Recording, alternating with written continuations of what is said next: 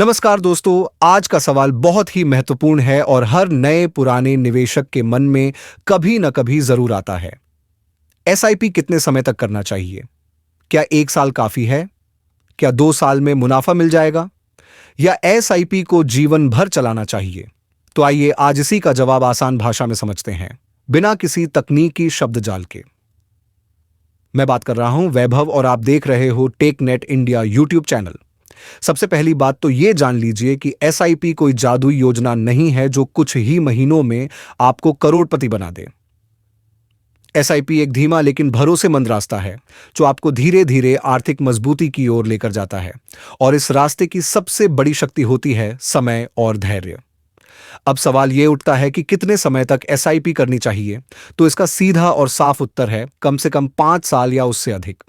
और अगर आप 10, 15 या 20 साल तक एसआईपी कर सकते हैं तो उसका लाभ इतना ज्यादा होगा जिसकी आपने कभी कल्पना भी नहीं की होगी। क्यों? क्योंकि जितना लंबा समय उतना ज्यादा फायदा कंपाउंडिंग का मिलता है। अब यह कंपाउंडिंग क्या होता है? मान लीजिए आपने हर महीने 1,000 रुपए एसआईपी में लगाए।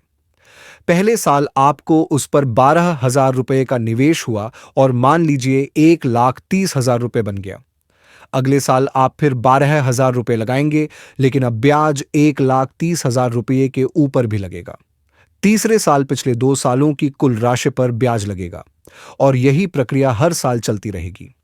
समय के साथ ये ब्याज भी ब्याज कमाने लगता है, और यही होता है कंपाउंडिंग का जादू। अब अगर आपने सिर्फ 1-2 साल में एसआईपी बंद कर दी तो आप उस जादू को देख ही नहीं पाएंगे, क्योंकि शुरुआत के कुछ सालों में कंपाउंडिंग बहुत धीमी लगती है। लेकिन जैसे ही आप 5 से 7 साल के पार पहुंचते हैं तो यही कंपाउंडिंग रॉकेट की रफ्तार से आपकी संपत्ति बढ़ाने लगती है।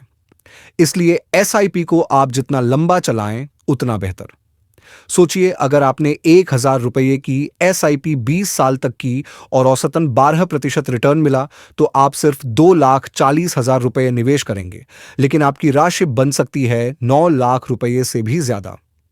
अब अगर आप 5,000 रुपये की सिप करें तो सोच भी नहीं सकते कितनी बड़ी रकम बन सकती है।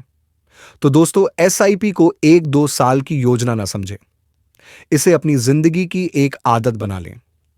ठीक वैसे ही जैसे आप हर महीने घर का किराया देते हैं, बिजली का बिल भरते हैं या बच्चों की स्कूल फीस जमा करते हैं, वैसे ही एक एसआईपी भी आपकी फाइनेंशियल जिम्मेदारी बन जाए। क्योंकि जब आप समय को अपने पक्ष में इस्तेमाल करते हैं तो एसआईपी सिर्फ निवेश नहीं बनती, वो आपकी आर्थिक स्वतंत्रता की सीढ़ी बन जाती है। शेयर बाजार में निवेश जोखिमों के अधीन है। निवेश करने से पहले किसी एडवाइजर की सलाह जरूर लें।